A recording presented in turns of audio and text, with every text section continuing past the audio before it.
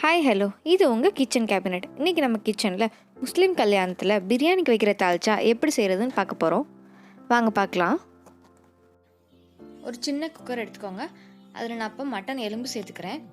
அதோட கொஞ்சம் கொழுப்பு சேர்த்துக்கோங்க. கொழுப்பு கொஞ்சம் டேஸ்ட்டாக இருக்கும் தால்ச்சாவுக்கு. நான் 4-5 பீஸ் தான் எலும்பு எடுத்திருக்கேன். உங்களுக்கு எவ்வளோ வேணுமோ அவ்வளோ எடுத்துக்கோங்க. அதோட 1 டீஸ்பூன் மஞ்சத்தூள், இஞ்சி பூண்டு பேஸ்ட்டு, கொஞ்சமாக உப்பு எல்லாத்தையும் போட்டு தண்ணி ஊற்றி வேக வச்சுருங்க. எலும்பு மூழ்கிற அளவுக்கு தண்ணி ஊற்றிக்கோங்க. நான் 1.5 கப் தண்ணி ஊற்றிருக்கேன். உங்களுக்கு எவ்வளோ தேவையோ அவ்வளோ ஊற்றிக்கோங்க.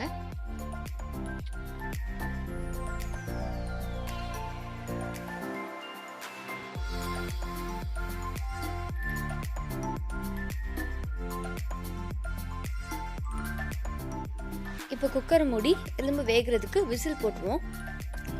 1 விசில் ஹை ஃப்ளேம்லேயும் 3 விசில் லோ ஃப்ளேம்லேயும் போடுங்க.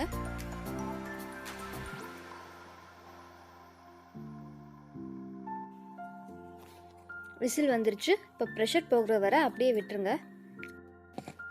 தால்ச்சாக்கு தேவையான காய்கறிகள்: 1 பெரிய வெங்காயம், 2 தக்காளி, கொஞ்சோண்டு கொத்தமல்லி இலை, கொஞ்சோண்டு புதினா, 4-5 பீஸ் மாங்காய், 2 பச்சை மிளகா, 1/2 கப் கடலைப்பருப்பை ஊற வச்சுருக்கேன். 1.5 கப் துவரம் பருப்புக்கு 1/2 கப் கடலைப்பருப்பு, அந்த ரேஷியோவில் சேர்த்துக்கோங்க.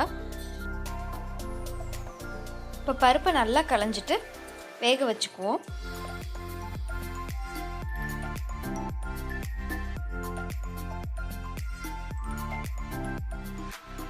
அதுக்கு தேவையான அளவு தண்ணி ஊற்றி மஞ்சள் தூள் போட்டு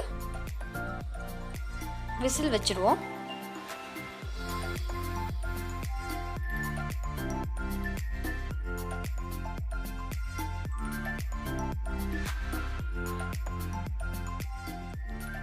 ஒரு விசில் ஹை ஃப்ளேம்லேயும் 1 விசில் லோ ஃப்ளேம்லேயும் வச்சுக்கோங்க.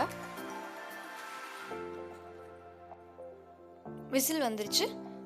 இப்போ குக்கர் ப்ரெஷர் போகிற வரை வெயிட் பண்ணுங்க. ஓப்பன் பண்ணி பார்த்தா பருப்பு வெந்திருக்கா இல்லையான்னு தெரிஞ்சிடும். அதுலேருந்து பாதி பருப்பை இப்போ நம்ம தனியாக எடுத்து வச்சுக்க போகிறோம்.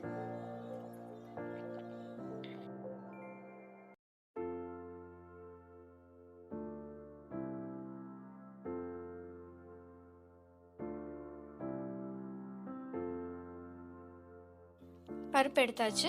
மீதி பருப்பில் எலும்பு வேக வச்சிருந்த தண்ணியோட எலும்பையும் சேர்த்து போட்டுக்கோங்க. அதோட வேணுங்கிற அளவு தண்ணி ஊற்றிக்கோங்க.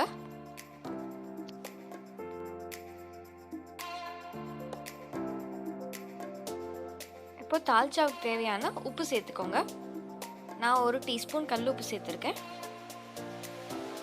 அப்புறம் மிளகாய்த்தூள் 1 டீஸ்பூன் மிளகாய்த்தூள், 1 டீஸ்பூன் மல்லித்தூள், கொஞ்சோண்டு பட்டைக்கிராம் தூள் சேர்த்துக்கோங்க. 1/4 டீஸ்பூன் அளவுக்கு. பட்டைக்கிராம் தூளோட கிளிப்பிங் மிஸ் ஆயிடுச்சு. இப்போ எல்லாத்தையும் போட்டு நல்லா கலந்து விட்டுக்கோங்க. இதோட தான் நம்ம காய்கறியும் சேர்க்க போகிறோம். நறுக்கி வச்சிருந்த காய்கறி எல்லாத்தையும் சேர்த்துக்கோங்க. வெங்காயம், தக்காளி, மல்லித்தழை, புதினா, பச்சை மிளகா,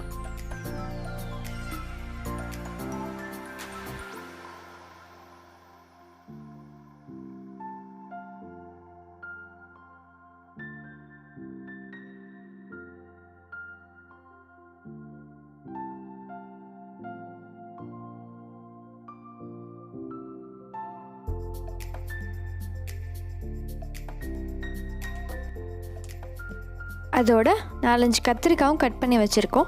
அதையும் சேர்த்துக்கோங்க.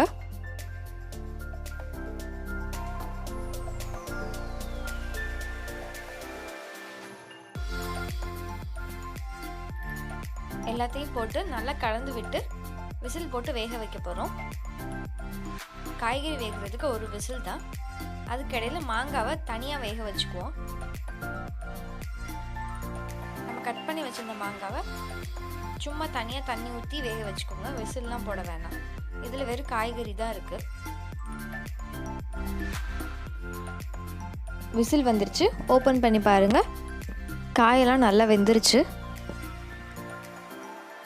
இப்போது தனியாக வேக வச்சிருந்த மாங்காவை இதில் சேர்த்துக்கோங்க. இப்போது தால்ச்சாக்கு தேவையான புளி ஊற்றணும். கொஞ்சமாக புளி ஊற்றிக்கோங்க. டேஸ்ட் பார்த்துட்டு ஊற்றிக்கோங்க.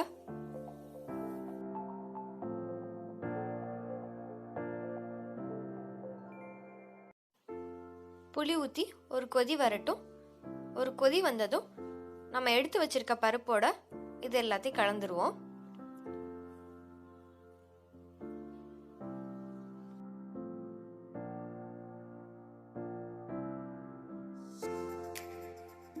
எல்லாத்தையும் ஒன்றா கலந்தாச்சு.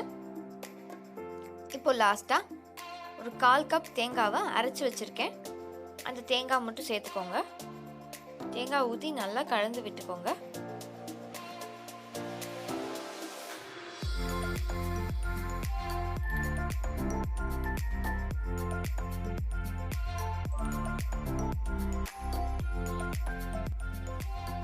தேங்காய் ஊற்றுனதுக்கப்புறம் ரொம்ப கொதிக்க விட வேணாம்.